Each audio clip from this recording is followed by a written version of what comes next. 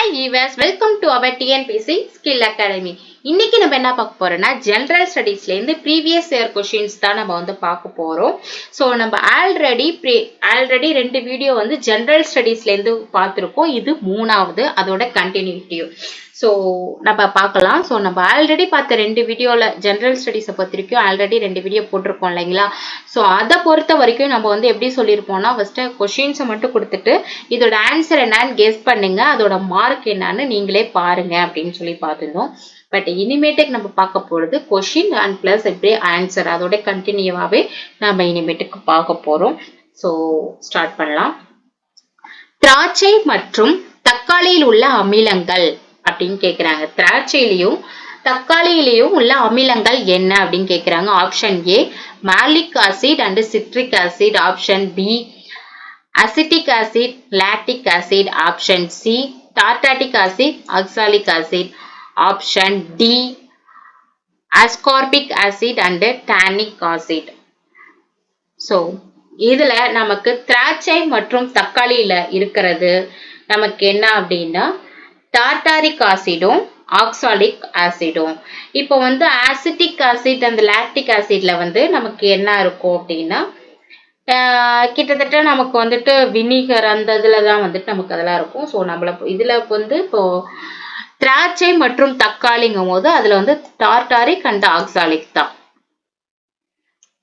So second, கீழ்காணப்பட்டவற்றை பொறுத்துக, அதாவது match மாதிரி கொடுத்திருக்கிறாங்க. பெருமூளை புரணி, ஹைபோதலாமஸ், சிறுமூளை, பான்ஸ் இந்த மாதிரி கொடுத்திருக்கிறாங்க. உடல் வெப்பநிலையை கட்டுப்படுத்துதல், உணர்வுகளை பெறுதல், உறக்க விழிப்பு சுழற்சி, உடல் சமநிலை. சோ பெருமூளை புரணி அப்படின்னா அதுக்கு உணர்வுகளை பெறுதல், ஓகேங்களா. ஹைபோதலாமஸ் அப்படின்னா உடல் வெப்பநிலையை கட்டுப்படுத்துதல். சிறுமூளை அப்படின்னா உடல் சமநிலை. பான்ஸ்னா உறக்க விழிப்பு சுழற்சி. இதை இங்கிலீஷ்லயும் நம்ம பார்க்கலாம். செரிப்ரல் கார்டெக்ஸ் அப்படின்னா ரிசீவிங் சென்சேஷன் பிரிசெப்ஷன். ஹைபோதலாமஸ்னா regulating body temperature. Cerebellum body balance. பான்ஸ்னா sleep wake cycle. Option D. So இது உங்களுக்கு படிச்ச மாதிரியும் இருக்கும் அப்படிங்கிறதுனாலதான் இப்போ நான் கொஸ்டின் அண்ட் ஆன்சர் எல்லாமே உடனே கொடுத்த மாதிரி கொடுத்திருக்கிறேன். கீழ்காணப்பவற்றை பொறுத்துக, இதுவுமே அதே மேட்ச் மாதிரி தான். கேனிமீட் அதன் கோளின் சுழற்சிக்கு எதிர் திசையில் சுற்றும். Titan, Neptune, ட்ரைட்டான். சோ நம்ம இப்ப ஃபர்ஸ்ட் ஆன்சர் பார்க்கலாம். கேனிமீட் அப்படின்னா சூரிய மண்டலத்தின் மிகப்பெரிய நிலவு. கேனிமீட் அப்படின்னா சூரிய மண்டலத்தின் மிகப்பெரிய நிலவு.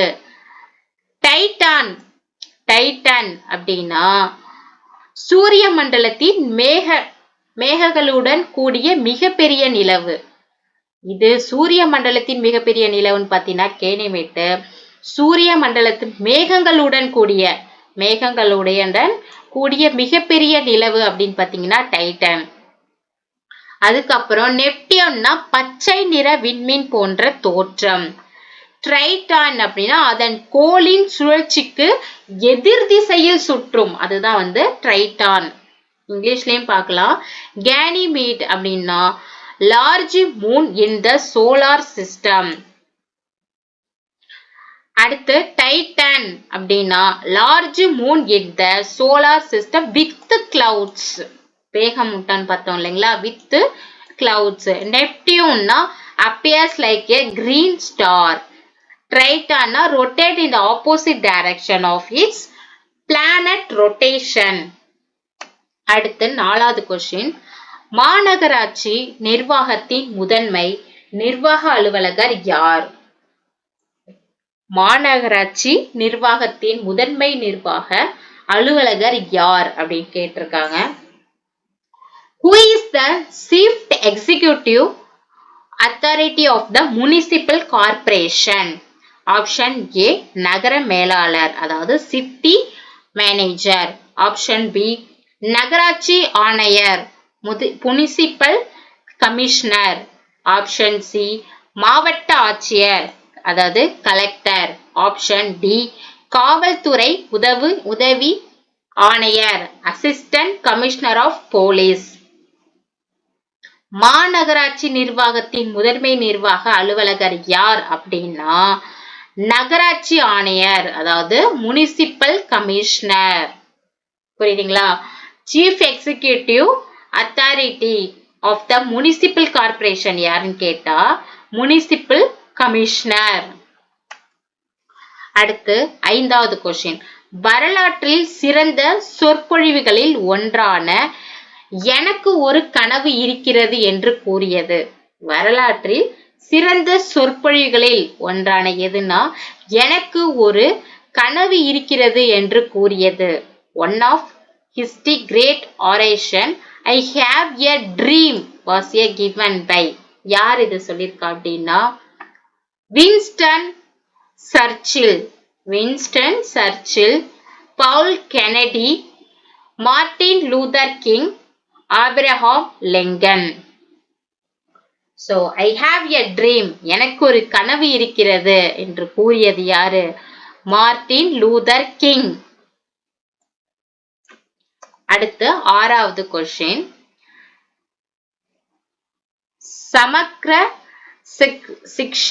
சமக்ர சிக்ஷா அபியான் அதாவது தேசிய கல்வி இயக்கம் திட்டத்தின் நோக்கம்.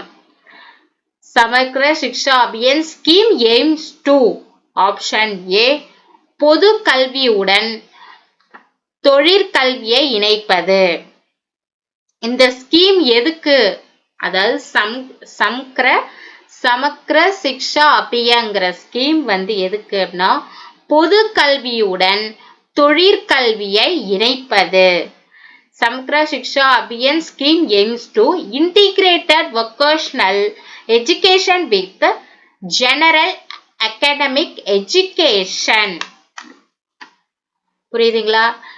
இப்போ இந்த சமக்ர சிக்ஷா அபியான்ங்கிற ஸ்கீம் என்ன, இதோட திட்டத்தோட நோக்கம் என்ன அப்படின்னு கேக்குறாங்கன்னா பொது கல்வியுடன் தொழிற்கல்வியை இணைப்பதுதான் இதோட ஸ்கீம் அப்படின்னு நீங்க சொல்லணும். அடுத்து 7வது கொஸ்டின். அம்பேத்கர் ஒரு வாழ்க்கை என்னும் புத்தகத்தை எழுதியவர் யார்? Who is the author of the book Ambedkar a life அப்படின்னு கொடுத்திருக்கிறாங்க. இது யார் எழுதினது அப்படின்னா Shashi Tharoor. Option A Shashi Tharoor. Option B Ashwin Fernandes.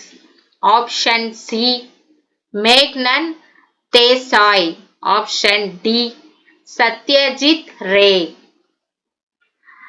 Who is the author of the book Ambedkar a life அப்படின்னு கேட்டிருக்காங்க அப்படின்னா சசி தரூர். புதுசா படிக்கிறீங்க அப்படின்னாலும் இது தெரிஞ்சுக்கோங்க. Who is the author of the book Ambedkar a life அப்படின்னு கேட்டாங்கன்னா சசி தரூர். அடுத்து 8வது கொஸ்டின். மதம் மற்றும் வழிபாட்டு தலங்களை பொறுத்துக அப்படின்னு கொடுத்திருக்கிறாங்க. Match of the following religion and place of worship. ரிலிஜனும் பிளேஸ் ஆஃப் வர்ஷிப் தான் இப்ப நம்ம மேட்ச் ஆஃப் த ஃபாலோயிங்ல பார்க்க போறோம். மதம் ஏ சமணம். சமணம்னா ஜெயினிசம். ஜுடாசியம் யுத மதம் சொல்வாங்க ஜுடாசியம். அடுத்து புத்த மதம் புத்திசம்.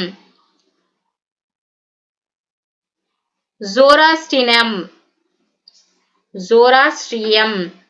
வழிபாட்டு தலம் சினஹாக், அகியாரி, பசதி, விஹாரா. இப்ப இதெல்லாம் இருக்குது இல்லையா வழிபாட்டு தலத்துல. இப்ப நம்ம இந்த மேட்ச் பார்க்கலாம். சமணம் ஜெயினிசம் அப்படின்னா பசடி. ஜெயினிசம்னா பசடி. ஜுடாயிசம் அப்படின்னா சினஹாக். புத்த மதம் அதாவது புத்திசம் அப்படின்னா விஹாரா.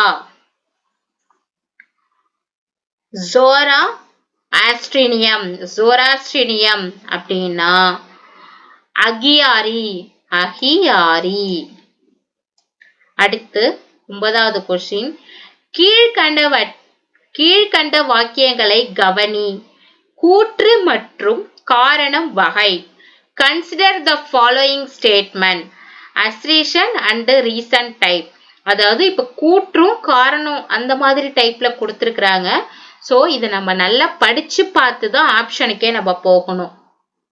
கூற்றும் காரணமும் கொடுத்திருக்காங்கன்னு சொல்லியிருக்காங்க இல்லையா, முதல்ல இது ரெண்டுத்தையும் படிக்கலாம். கூற்று, இந்தியாவில் உற்பத்தி செய்யும் திட்டம் 2014 அறிமுகமானது அப்படின்னு ஒரு கூற்று சொல்லியிருக்கிறாங்க. இங்கிலீஷ்லயும் சொல்றேன். Make in India scheme was launched in 2014. இந்தியாவில் உற்பத்தி செய்யும் திட்டம்ங்கிறது 2014 அறிமுகமானதுன்னு சொல்லியிருக்கிறாங்க. அதோட காரணத்தை பார்க்கலாம். இதன் முக்கிய நோக்கம் உள்நாட்டு உற்பத்தி துறையை ஊக்குவிப்பது மற்றும் நாட்டிற்கான முதலீடுகளை அதிகரிப்பதுமே ஆகும் அப்படின்னு சொல்லியிருக்காங்க. இதன் முக்கிய நோக்கம் உள்நாட்டு உற்பத்தி துறையை ஊக்குவிப்பதும் மற்றும் நாட்டிற்கான முதலீடுகளை அதிகப்படுத்துறது தான் இதோட முக்கிய நோக்கம் அப்படின்னு சொல்லியிருக்காங்க. காரணம், it mains objective is to encourage domestic manufacturing and increase investment for the country. Option A, அதாவது கூற்று சரி அப்படின்னு சொல்லியிருக்கிறாங்க, ஆனால் ரீசன் தவறு அப்படின்னு சொல்லியிருக்கிறாங்க. அதே மாதிரி ஆப்ஷன் பி, ஏ மற்றும் கூற்றும் இரண்டுமே சரி மற்றும் ஆர் என்பது ஏவிற்கான சரியான விளக்கம் அப்படின்னு சொல்லியிருக்கிறாங்க. ஆப்ஷன் சி, கூற்று தவறு, ரீசன் சரி அப்படின்னு சொல்லியிருக்கிறாங்க. ஆப்ஷன் டி, ஏ பி ரெண்டுமே சரி ஆனால் ஆர் என்பது ஏவிற்கான சரியான விளக்கம் அல்ல அப்படின்னு கொடுத்திருக்கிறாங்க. முதல்ல இதுல நமக்கு என்னன்னு முதல்ல ஃபுல்லா படிச்சு பார்க்கலாம். மறுபடியும் படிக்கிறேன். இந்தியாவில் உற்பத்தி செய்யும் திட்டம் 2014 தான் அறிமுகமானதுன்னு சொல்லியிருக்காங்க. இதோட முக்கியமான நோக்கம் என்னன்னா உள்நாட்டு உற்பத்தி துறையை ஊக்குவிப்பதும் நாட்டிற்கான முதலீடுகளை அதிகப்படுத்துறது தான் இதோட ஸ்கீம் அப்படின்னு சொல்லியிருக்கிறாங்க இல்லைங்களா. சோ இதோட ஆப்ஷன் பி தான் இதுல கரெக்ட். என்ன இந்த பில சொல்லிருக்காங்கன்னா ரெண்டுமே கரெக்ட் மற்றும் ஆர் அதாவது ரீசன் இருக்குது இல்லைங்களா, ஆர் என்பது ஏவிற்கான சரியான விளக்கம். சோ இதுக்கான ரீசன் இது கரெக்ட் அப்படின்னு சொல்றாங்க. இதுதான் கரெக்ட். சோ இன்கேஸ் உங்களுக்கு நாளைக்கு இதையே கொடுத்து இந்த இயரை மாத்தினாலுமே உங்களுக்கு அப்ப என்ன இருக்கும், கூற்று தவறு அப்படின்னு மாதிரி வந்துரும். சோ இயரையும் நீங்க நல்லா புரிஞ்சு வச்சுக்கோங்க, தெரிஞ்சுக்கோங்க. அடுத்து 10வது கொஸ்டின், கீழ்காணும் வாக்கியத்தில் எவை சரியாக இமயமலையுடன் தொடர்புடையதுன்னு கேட்கிறாங்க. Which of the following statement are correctly related to the Himalayas? Zanskar, Ladakh, Kailash மற்றும் காரகோரம் ஆகிய முக்கியமான மலைத்தொடர்கள் டிரான்ஸ் இமயமலையில் அமைந்துள்ளது. அடுத்து செகண்ட், சிறிய இமயமலை மற்றும் சிவாலிக் குன்றுகளை ஒப்பிடும்போது இப்பகுதி குறைவான மழையை பெறுகிறது அப்படின்னு சொல்லியிருக்காங்க. அடுத்து தேர்ட் பாயிண்ட், வெளி இமயமலை மிகவும் தொடர்ச்சியான மலைத்தொடராக அமைந்துள்ளது. சோ இத நம்ம மறுபடியும் படிச்சு பார்க்கலாம். ஃபர்ஸ்ட் பாயிண்ட்ல என்ன சொல்றாங்கன்னா ஜான்சர், லடாக், கைலாஷ், காரகோரம் ஆகிய முக்கிய மலைத்தொடர்கள் டிரான்ஸ் இமயமலையில அமைந்துள்ளது அப்படின்னு சொல்லியிருக்கிறாங்க. செகண்ட் பாயிண்ட் சிறிய இமயமலை மற்றும் சிவாலிக் குன்றுகளை ஒப்பிடும் போது இப்பகுதி குறைவான மழையை பெறுகிறது அப்படின்னு சொல்றாங்க. தேர்ட் பாயிண்ட், வெளி இமயமலை மிகவும் தொடர்ச்சியான மலைத்தொடராக அமைந்துள்ளது அப்படிங்கிறாங்க. இதுல நமக்கு 1 மற்றும் 2 அது மட்டும்தான் சரின்னு சொல்றாங்க. எது? ஜான்ஸ்கர், லடாக், கைலாஷ் அண்ட் காரகோரம் மற்றும் காரகோரம் ஆகிய முக்கியமான மலைத்தொடர்கள் டிரான்ஸ் இமயமலையில் அமைந்துள்ளதுங்கிறதும் கரெக்ட். சிறிய இமயமலை மற்றும் சிவாலிக் குன்றுகளை ஒப்பிடும்போது இப்பகுதி குறைவான மழையை பெறுகிறதுங்கிறதும் கரெக்ட். சோ இந்த மூணாவது பாயிண்ட்ங்கிறது தப்பு. 1, 2 இது 2 தான் கரெக்ட். அடுத்து 11வது கொஸ்டின். ஹரப்பான்களால் அறியப்படாத விலங்கு எது அப்படின்னு கேக்குறாங்க. which animal was not known to Harappans? Option A பன்றி, யானை, குதிரை, எருமை. ஹரப்பான்ஸால அறியப்படாத விலங்குனா அது குதிரை. அடுத்து 12வது கொஸ்டின். பின்வருவனவற்றை அவற்றின் சரியான பதிலுடன் பொருத்தவும். match of the following with the correct answer. Peshwa, சூர்ணாவிஸ், நியாயதீஸ், Pandit Rao. செயலாளர், தலைமை நீதிபதி, தலைமை அர்ச்சகர், பிரதம அமைச்சர். பேஷ்வா அப்படிங்கிறது பிரதம அமைச்சர், அதாவது பிரைம் மினிஸ்டர். சூர்ணாவிஸ் அப்படிங்கிறது செக்ரட்டரி, செயலாளர். நியாயதீஸ் அப்படிங்கிறது தலைமை நீதிபதி, சீஃப் ஜஸ்டிஸ். பண்டிட் ராவ் அப்படிங்கிறது தலைமை அர்ச்சகர், சீஃப் பிரிஸ்ட். 13வது கொஸ்டின். கீழ்காணும் எந்த மாநிலங்கள் பொதுவான உயர்நீதிமன்றத்தை பெற்றுள்ளன? which of the following states have a common high court? Option A Delhi மற்றும் கொல்கத்தா. ஆப்ஷன் பி கேரளா மற்றும் தெலுங்கானா. ஆப்ஷன் சி பஞ்சாப் மற்றும் ஹரியானா. ஆப்ஷன் டி மகாராஷ்டிரா மற்றும் குஜராத். அதாவது கீழ்காணும் மாநிலங்கள் பொதுவான உயர்நீதிமன்றத்தை பெற்றுள்ளன அப்படின்னு கேட்டா பஞ்சாப் அண்ட் ஹரியானாங்கிறது தான் கரெக்டான விடை. அடுத்து 14வது கொஸ்டின். எந்த ஆண்டு இந்திய அரசால் முதல் செம்மொழியாக தமிழ் மொழி அறிவிக்கப்பட்டது? எந்த ஆண்டு இந்திய அரசால் முதல் செம்மொழியாக தமிழ் மொழி அறிவிக்கப்பட்டது? In which year did the government of India declare Tamil as the first classical language அப்படின்னு கேக்குறாங்க.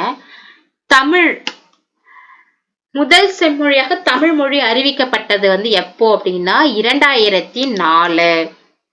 இங்க ஒரு டைம்லைன் கொடுத்திருக்கிறேன் பாருங்க. தமிழ் வந்து 2004ல அறிவிக்கப்பட்டது. சான்ஸ்கிரிட் கேட்டாங்கன்னா 2005, கனடா கேட்டாங்கன்னா 2008, தெலுங்கு 2008, மலையாளம் 2013, ஓடியா 2014, அசாமிசி 2024, பெங்காலி 24, மராத்தி 2024, பலி 2024, பிராக்ரிட் 2024. சோ நம்ம தமிழ் மொழி இதை மட்டும் தெரிஞ்சுக்காம இதுவும் கொஞ்சம் ஒரு நாலேஜுக்கு தெரிஞ்சு வச்சுக்கலாம். அடுத்து 15வது கொஸ்டின். மனித உரிமை நாள் கொண்டாடப்படுவது எப்போ? Human rights day is celebrated on December 10. மனித உரிமை நாள் அப்படின்னு கொண்டாடப்படுவது என்ன நாள் அப்படின்னா டிசம்பர் 10. 16வது கொஸ்டின். கீழே கொடுக்கப்பட்டுள்ள குழுக்களை காலவரிசைப்படி எழுதுக. காலவரிசைனா வருஷம் ஏத்த மாதிரி நம்ம வந்து இதை அரேஞ்ச் பண்ணணும். Arrange the following committees in chronological order. GVK Rao குழு, பல்வந்த்ராய் மேத்தா குழு, எல்.எம். சிங்வி குழு, அசோக் மேத்தா குழு. இப்போ நமக்கு இங்க நான் சைட்ல கொடுத்திருக்க பாருங்க.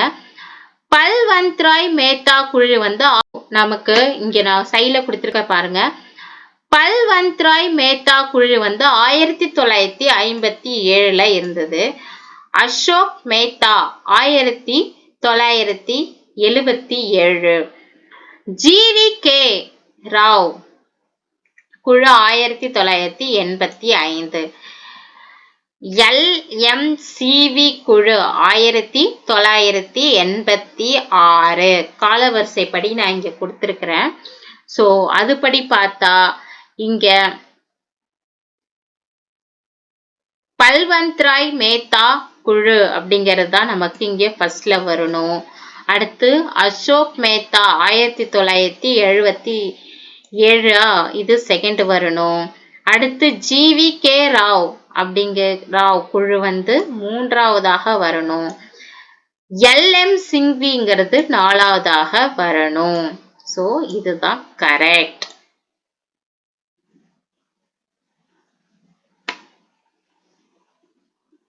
17வது கொஸ்டின் பார்க்கலாம். கீழ்காணும் வாக்கியங்களில் கட்சி தாவல் தடை சட்டத்தை பற்றி சரியான கூற்று எது? Which of the following statement is true about the anti-defection law? First point, 52வது அரசியலமைப்பு சட்ட திருத்தம் 1985 அளித்தது அப்படின்னு கொடுத்திருக்காங்க. இரண்டாவது பாயிண்ட், அரசமைப்பில் 9வது அட்டவணையில் இணைக்கப்பட்டது. மூணாவது பாயிண்ட், 91வது அரசியலமைப்பு சட்ட திருத்தம் 2003 மூலமாக ஒரு சிறு திருத்தம் செய்யப்பட்டது அப்படிங்கிறாங்க. இப்போ இதுல எது கரெக்ட் அப்படின்னு பார்த்தா ஃபர்ஸ்ட் பாயிண்ட்டும் தேர்டு பாயிண்ட்டும் தான். என்ன அப்படின்னா 52வது அரசியலமைப்பு சட்ட திருத்தம் 1985 அளித்ததுங்கிறது சரி. 91வது அரசியலமைப்பு சட்ட திருத்தம் 2003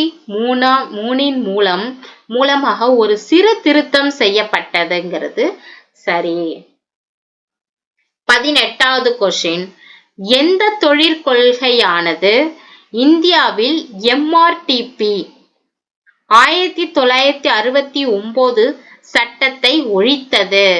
The Industrial Policy of India which abolished the MRTP Act in 1969 was option A 1991 1991 ஆண்டின் தொழில் கொள்கை. ஆப்ஷன் பி 1977 ஆண்டின் தொழில் கொள்கை. 1980 ஆப்ஷன் சி. Option D 1990. எந்த தொழிற்கொள்கையான இந்தியாவில் MRTP 1969 அப்படின்னு சொல்லி கேட்டிருக்காங்க, சட்டத்தை ஒழித்தது அப்படின்னு கேட்டிருக்காங்க. 1991 ஆண்டின் தொழில் கொள்கை. ஆப்ஷன் ஏ தான் கரெக்ட். 19வது கொஸ்டின், உழவர் கடன் அட்டை KCC 1998 யாரால் தொடங்கப்பட்டது அப்படின்னு கேக்குறாங்க. Kisan credit card KCC. KCCனா Kisan credit card was launched in 1998 by option A Reserve Bank of India. Option B NABARD Bank. Option C Government of India. Option C Reserve Bank of India and NABARD Bank. என்னது உழவர் கடன் அட்டை யாரால் தொடங்கப்பட்டது? Reserve Bank of India and NABARD bank. அடுத்து 20வது question பார்க்கலாம். இது கூற்று காரணம் படிதான் இருக்குது. ஃபர்ஸ்ட் கூற்று நம்ம பார்க்கலாம். மத்திய கல்வி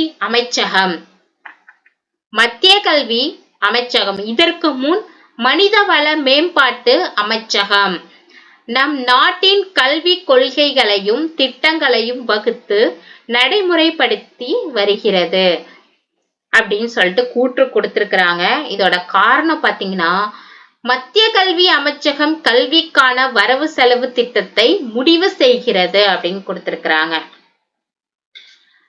The Union Ministry of Education decide the budget for education. இதோட ஆப்ஷன்ஸ் பாத்தீங்கன்னா A மற்றும் R, அதாவது கூற்றும் காரணம் இரண்டும் சரியானது மற்றும் R ஏவை விளக்குகிறது அப்படின்னு கொடுத்திருக்கிறாங்க. ஆப்ஷன் B ல A மற்றும் R இரண்டும் A இது R இரண்டும் சரியானது மற்றும் R ஏவை விளக்கவில்லை அப்படின்னு கொடுத்திருக்கிறாங்க. ஆப்ஷன் C A சரியானது மற்றும் R தவறுன்னு கொடுத்திருக்கிறாங்க. ஆப்ஷன் D A தவறானது R சரியானதுன்னு கொடுத்திருக்கிறாங்க. இதுல நமக்கு சரியான ஆன்சரை பார்க்கலாம். ஆப்ஷன் B, அதாவது இது இரண்டுமே சரிதான், 2 பாயிண்ட்டுமே சரிதான். ஆனா இந்த காரணம் ஏவை விளக்கவில்லை அப்படின்னு கொடுத்திருக்கிறாங்க. 2 பாயிண்ட்டுமே கரெக்டான பாயிண்ட் தான், பட் இதோட இது விளக்கவில்லை அப்படின்னு சொல்லியிருக்கிறாங்க.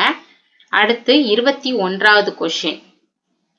சுதேசி நீராவி கப்பல் கம்பெனியின் ஆரம்ப மொத்த முதலீட்டு தொகை. The Sudesi Steam Navigation Company started with capital amount of option A 2 lakhs, option B 5 lakhs, option C ரூபாய் 8 lakhs, option D 10 lakhs. Company அதாவது சுதேசி ஸ்டீம் நேவிகேஷன் கம்பெனி அப்படின்னு கேட்டா 10 lakhs தான் கரெக்டான விடை. 22வது கொஸ்டின். புரட்சி நடவடிக்கைகளுக்காக ராம் பிரசாத் பிஸ்மில் மற்றும் அஷ்ஃபகுல்லா கானும் கைது செய்யப்பட்டு சிறை தண்டனை விதிக்கப்பட்டது அப்படின்னு சொல்லியிருக்கிறாங்க. என்னன்னா புரட்சி நடவடிக்கைகளுக்காக என்னன்னா ராம் பிரசாத் பிஸ்மிலும் மற்றும் அஷ்ஃபகுல்லா கான் அவர் 2 பேரும் என்ன பண்ணாங்கன்னா கைது செய்யப்பட்டு சிறை தண்டனை விதிக்கப்பட்டது அப்படின்னு சொல்லி கொடுத்திருக்கிறாங்க. ஆப்ஷன் ஏ சிட்டாகாங் ஆயுத கிடங்கு மீதான தாக்குதல். ஆப்ஷன் பி காகோரி சதி வழக்கு, Kakori conspiracy case. Option C லாகூர் சதி வழக்கு.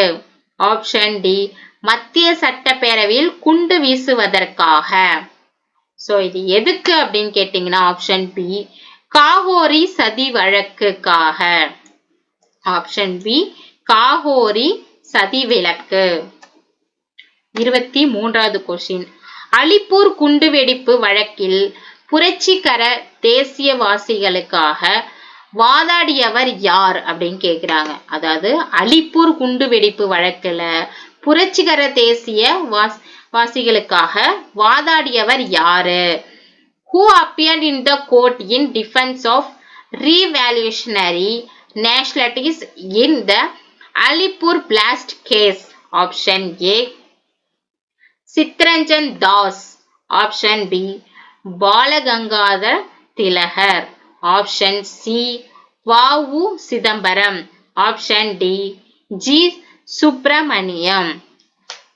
அலிப்பூர் குண்டுவெடிப்பு வழக்குல புரட்சிகர தேசியவாசிகளுக்காக வாதாடியவர் சித்ரஞ்சன் தாஸ். Option A. 24வது கொஸ்டின். தன்னலமற்ற சேவைக்காக ராவ் சாஹிப் 1926, ராவ் பகதூர் 1930, திவான் பகதூர் 1936 ஆகிய பட்டங்களை பெற்றவர் யார் அப்படின்னு கேக்குறாங்க. அதாவது who was honored with such titles as Rao Sahib 1926ல வாங்கியிருக்கிறாங்க, ராவ் பகதூர் 1930ல, திவான் பகதூர்ங்கிறது 1936 for his selfless social service.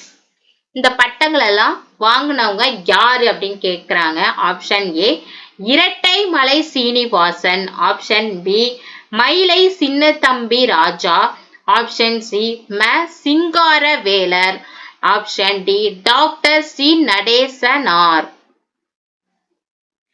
இதுல நம்ம கரெக்டான விடை பாத்தீங்கன்னா இரட்டமலை சீனிவாசன், ஆப்ஷன் ஏ. 25வது கொஸ்டின். அகத்தின் இருளை போக்கும் விளக்கமாக வள்ளுவர் எதனை கூறுகின்றார்? What removes inner negativity of the mankind like a lamp according to Valluvar? Option A தவ விளக்கு, அதாவது lamp of penance. Option B அருள் விளக்கு, blessed lamp. ஆப்ஷன் சி குடும்ப விளக்கு, light of the family. Option D பொய்யா விளக்கு, lamp with truth pure radiance.